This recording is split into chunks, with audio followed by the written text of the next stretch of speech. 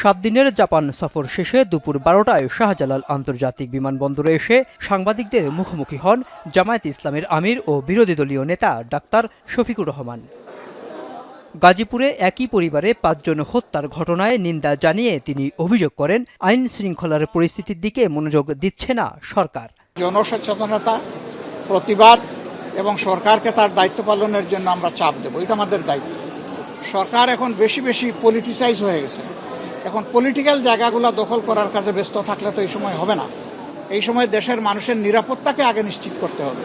যুক্তরাষ্ট্রসহ বিভিন্ন দেশের সঙ্গে অসম চুক্তির কঠোর সমালোচনা করে জামায়াতের আমির বলেন, দেশ বিরোধী কোনো সিদ্ধান্ত হলে প্রতিবাদ জানাবে জামায়াতে ইসলামী।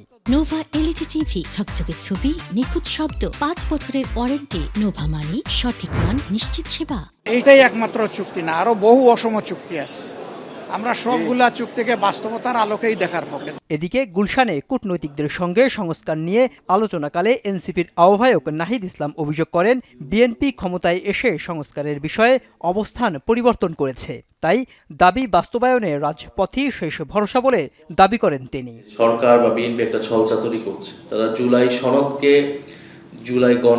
জুলাই আদেশ বা গণভোটের সাথে একটা বাইনারিতে নিয়ে গেছে এবং তার উপরে স্থান দিচ্ছে।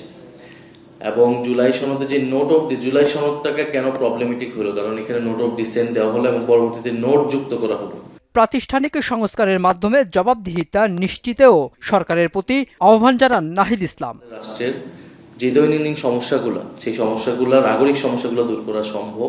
মেহরাব সুমন, এখন, ঢাকা।